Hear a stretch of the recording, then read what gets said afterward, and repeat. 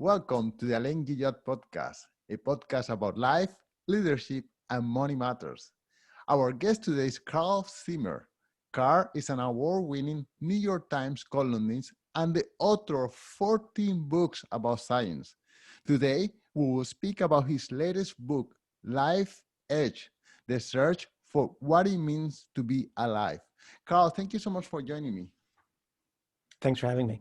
So, Carl, wow, that's 14 books about science for someone who is not a scientist. That's a lot of science going on there. I wonder if we could start with a little bit of background information. You are a columnist for the New York Times. How did that get started?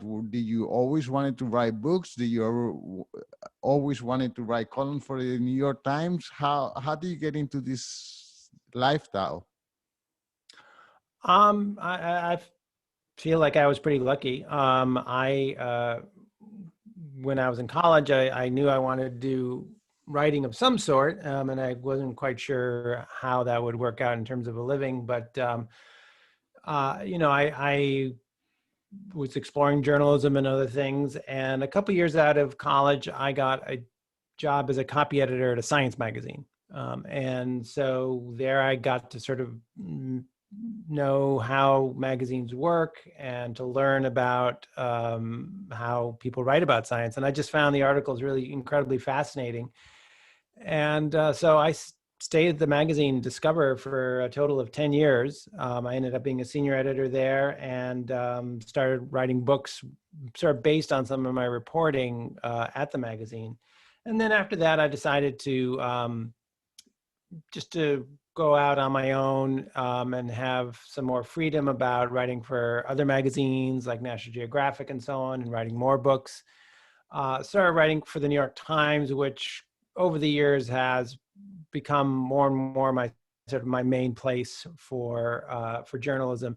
So I've been a columnist there for, I guess, about 8 years now, where I just write every week about something that strikes my fancy. Although for the past year plus, I've just been writing about COVID. So I'm part of the pandemic reporting team there now. Right. And so you study what, English literature, or what is it that you study that led you to becoming an editor? I was an English major in college, and was, taking lots of writing courses, and then also, interning at a local newspaper, things like that. I would take science classes, but I just took them because I found them interesting. But I didn't really think at the time in college, like, oh, I should write about science. In hindsight, makes sense, but when you're young, these things don't become obvious to you. Okay. So 14 books already. At what time you said, okay, it's about time for me to write my first book? And what was the first book? And yeah, tell us a little bit about that mindset of having, I don't know if it requires courage or it's something that like a rose wanted to open up, that the pressure is just too much that you cannot contain it. Well, in the journalism world, a lot of times when a journalist writes a long feature, there's a whole lot of other stuff that doesn't make it into the story. And, I was writing a series of pieces where, the history was so fascinating to me, but there's no room for it in the story because it's all about, what's happening now, what's the news. And it was getting a little frustrating. And a friend of mine had actually just started work at a publishing company where he had decided to specialize in science books. So we just got to talking, and he was like, you should write a book. And so before I knew it, I had sort of expanded on some articles I'd written about evolution into a proposal. And, I was really interested in like big transformations in evolution. And so, for me, like one of the classic examples is, how did our ancestors come out of the water? And at the same time, I was really fascinated by how some species went back in, and it just so happened that in the 1990s, there were these amazing fossils starting to come out of the ground. Some of these fossils from about 360 million years ago were basically, fish with fingers. These were the forerunners to our ancestors that came on land. And so you could actually start to fill in that transformation. And at the same time, in other parts of the world, paleontologists were finding fossils from about 40 to 50 million years ago of whales with legs. So these were, you could see that they were whales because they had all these special features on their skulls that only whales have. But they didn't have flippers. They had legs with hoofs on them. They were terrestrial animals, and then in some cases they were sort of amphibious. They were looked more kind of like a furry alligator. So that all sort of came together, and so that I ended up writing my first book about that, called At the Water's Edge. And that was I don't think I quite realized just how crazy it was to write a book. I might have gotten scared off if I had been a little more knowledgeable, but it took a lot of time, just going home after working at a magazine and writing for a few hours. And I guess I just sort of thought of it as like essentially writing, say, 10 magazine features in a row. Wow. I just thought I was still thinking in magazine feature units. So I did that, and then the book was done. Okay, in your website, I saw that you have a page for people who want to become writers. And at this point, with 14 books, I can say that you are a professional writer. I wonder, before we talk about your book, Life Edge, if you could tell us what is your writing routine, or what would be a typical writer's routine? Like, how many hours does a writer sit in front of his computer to type, and then how many hours reading or relaxing or freshening up ideas? Or I have no idea. So, so could you? It really varies a lot. Like I will not, if I'm working on a book, I might not do much writing at all for weeks or months, just because I'm doing research. I'm just busy interviewing people, sending emails to people. I'm busy reading things and taking notes. And there's no writing going on during that time because I don't really know what to write, So there can be a long period of time where I'm just doing that work of gathering information and thinking, and I might start to eventually, my brain may start to see a pattern, and then I'll start to do some very rough writing, more outlining than writing, and then because it really helps me sort of see a shape of a book or even a chapter before I really dive into it. Once I've kind of mapped it out, then it's a lot easier for me to just go through and just write it, because I kind of know where I want to be going. Other times, if other times I may just jump into the writing just because I've had some great experience in the reporting. And you go someplace and you have an extraordinary experience, and your mind is just full of these memories of what you've seen, what people have said, all these things. And it's really great to just try to get that down as fast as you can, because if you try writing about it 4 months later and you're reading through a notebook where you can barely make out your notes, it's going to lose something along the way. So then there comes a point with a book where everything's sort of ready to go. You've got all those sketches, you've got the notes, you've got the research, you've got the outline, and then then it gets to be pretty intense. Then it's I've had some very, very long days of writing, but that's, I enjoy that, actually. Like, I mean, it's actually, I don't want to leave my computer, because when you're on a roll, you want to go with it. There are enough days where don't really have anything to write. So when you're moving along, you want to take advantage of it as best you can.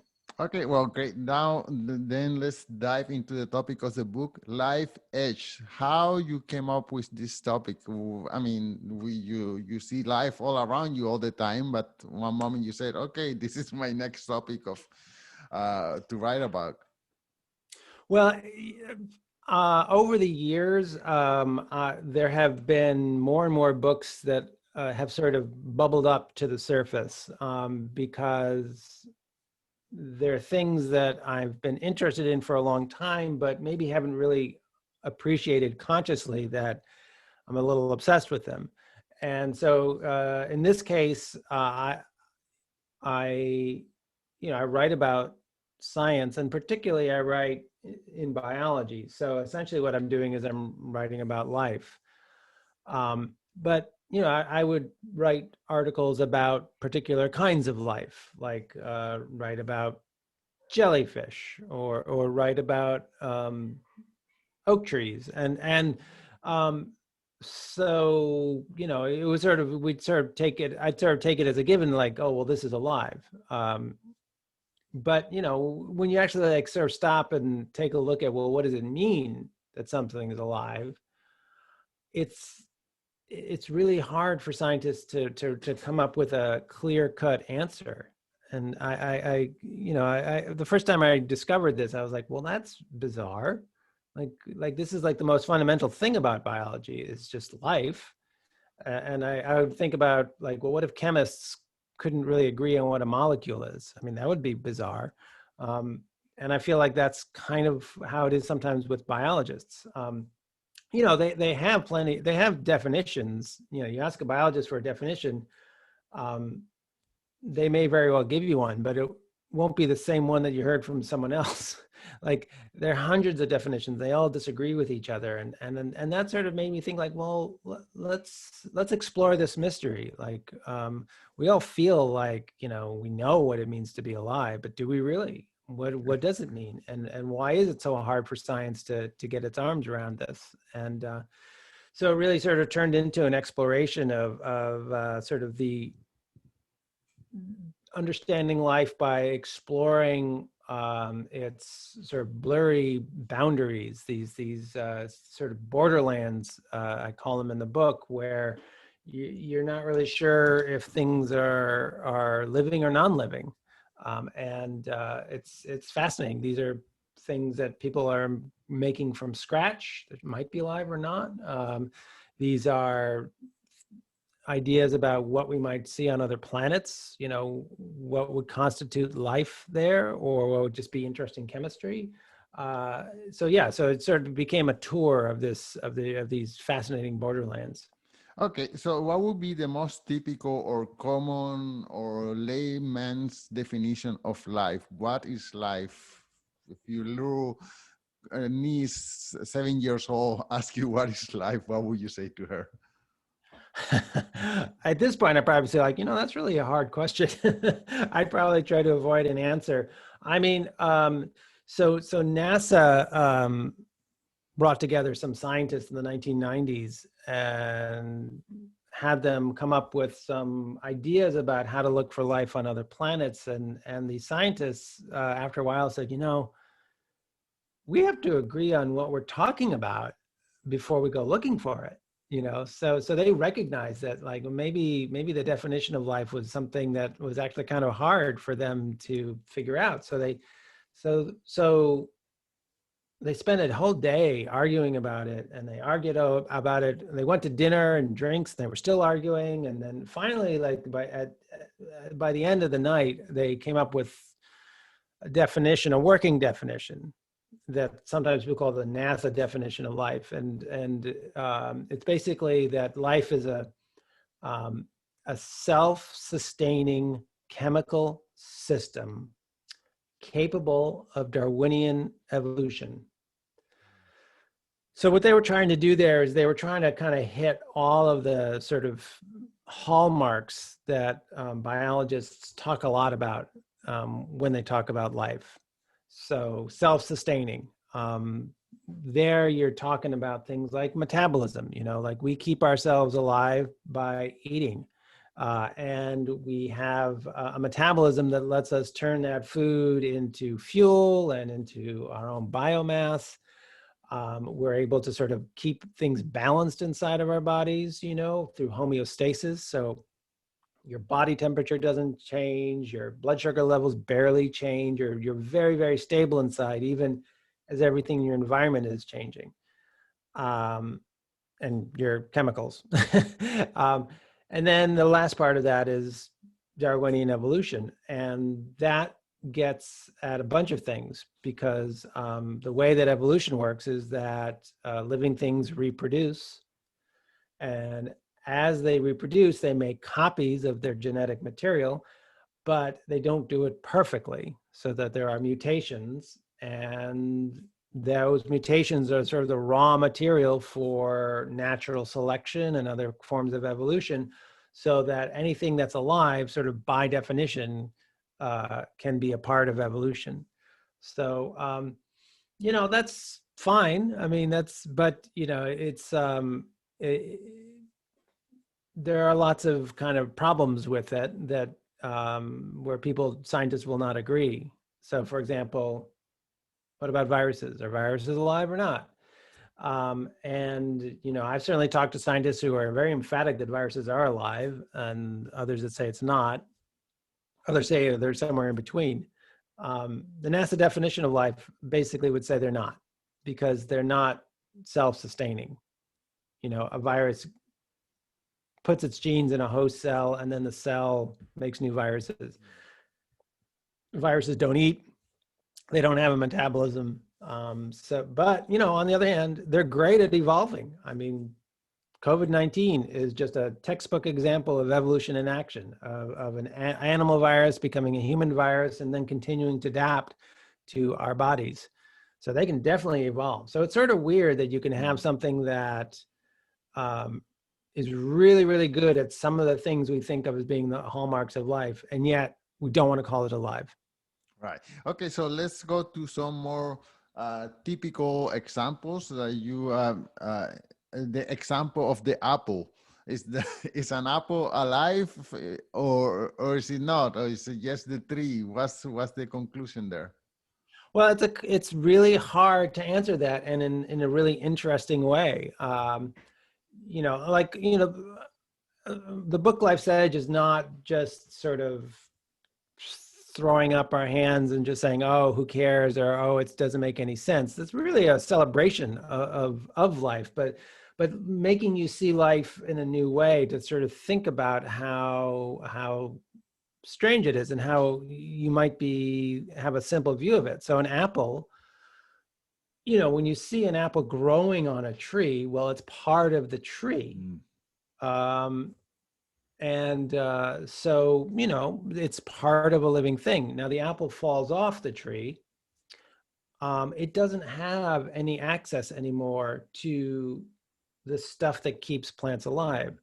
So there's no photosynthesis that it's connected to. It's no longer plugged into that system of capturing light in the leaves of the tree. It can't get nutrients up from the roots anymore. It's on its own. Now, the apple does have seeds, it's true. And so does that make it alive? Well, like this, what's going on inside of the seeds is a fascinating thing, because they're really not, doing a lot of metabolism, and seeds are evolved to basically just hang around and do nothing. There are some seeds that scientists have dug out of the Siberian tundra. They've been buried there for 30,000 years. And then you can, not apples, but another plant. But anyway, scientists have brought 30,000-year-old seeds, gotten them to grow. So, but there was basically nothing happening inside of them for 30,000 years. So, I don't. It's really hard to say whether an apple is alive or not. Wow. I mean, it's you leave the apple on the on a counter, it'll rot. So, Yeah. the rotting is the bacteria eating the apple. Now, those bacteria are alive, but the apple, I don't think so. Okay, so one more question in regards to this one. It's more of a legal definition as opposed to biological definition. But when can a person can be declared legally dead? Right. And so death is one of the most important issues about what it means to be alive. We draw a legal line between life and death for every one of us. Sooner or later, we're all going to die, and someone is going to declare us dead. We are no longer alive. And this is actually, trying to draw that line has been historically it's been a big struggle, and it's quite fascinating. Doctors in the 1700s didn't really have an authoritative way of saying whether a patient was dead or not. I mean, obviously, if someone was, decapitated or something, you could be like, okay, yeah, they're dead. But, if someone was just dying of some disease slowly, when were they gone? So actually there was a whole tradition of where people could be buried in a coffin that had a hole in it, and there would be a string running out of the hole and above ground to a bell, so that if someone turned out to not actually be dead, just seemed to be dead, they could, if they woke up, they could ring the bell and they'd be okay. So the stethoscope was really important in it as an invention, because that became sort of a standard for how death was determined. That you'd listen for a heartbeat with a stethoscope, and there were certain rules about, well, if you don't hear the heart, then that's it.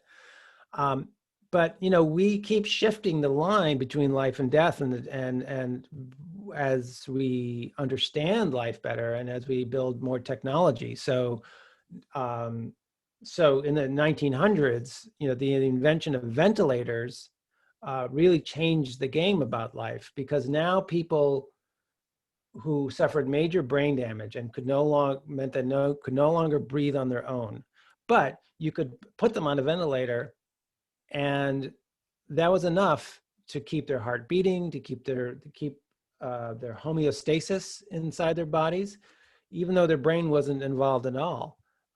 This was a very disconcerting thing for doctors, because they're like, well, these people are not recovering. Often they would just die after a few days anyway. So there needed to be a new definition for death. So this is when people started talking about brain death. But that's a definition that we make. That's us saying, well, the brain is what matters to human life. Right. And so if the brain itself can no longer sustain the body and can no longer sustain consciousness, then that's not what we consider human life anymore. Again, that's a judgment we are making. That's not a scientific fact in some sort of abstract way. People have taken issue with that. There was a girl in the United States named Jaya McMath a few years ago who became brain dead, but her mother refused to have her declared dead. Yes, and she actually survived for several years, went through puberty before eventually that she did die. But clearly, like, there was some aspect of her life that still survived for a while, so that she ended up with 2 death certificates in the end.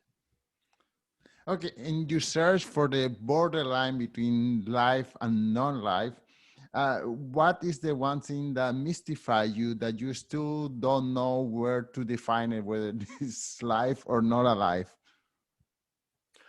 Well, I think that one of the most important of these mysteries is how life on Earth began. And so I write about this a lot in the book, about sort of the emerging ideas about the origin of life,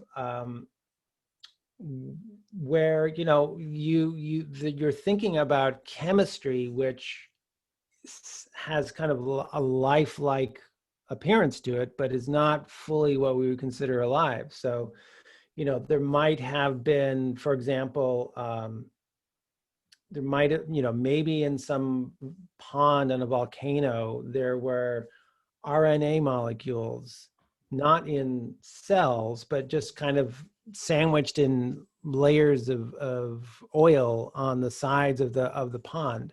And the pond might dry out and then get flooded again and then dry out again. And that might have allowed these RNA molecules to make copies of themselves. Um, is that alive? It's certainly nothing like any life today, except what scientists can actually create in laboratories. So look, scientists are actually creating RNA molecules that can do some of these things artificially. But again, you know, when we look at the origin of life, we're going to have to be comfortable with the fact that being in that borderland, because at some point, the non-living world gave rise to life, and it didn't happen instantaneously. It was not a miracle. It was a chemical process that gave rise to biology. Are scientists right now able to create life in their laboratories? No, if we say that life has to be, cells that have metabolism, that can copy their genes and then can evolve. If we say like, okay, let's go with the NASA definition of life, which is fine, you can go with that if you want, then no, scientists have not made that kind of life yet, but they're getting close. I would say they are creating protocells that can do different pieces of what scientists think the first life forms could do. It's kind of astonishing the progress that they're making, and these protocells could be really important scientific tools for I wouldn't be surprised if new kinds of medicines, for example, get spun off of this research, because you're learning new kinds of chemistry and trying to understand how chemistry first gave rise to life. Well, this, as I told you at the beginning, your book is making my brain a little bit bigger. It's a lot of information here. The book is fascinating. I wonder if you could tell us one more time the title of the book and where can the listeners follow you. So the book is called Life's Edge: The Search for What It Means to Be Alive. Probably the best place to find out more is at my own website, which is carlzimmer.com, CarlZimmer. Carl, thank you so much for your time. Thank you. It's been a pleasure.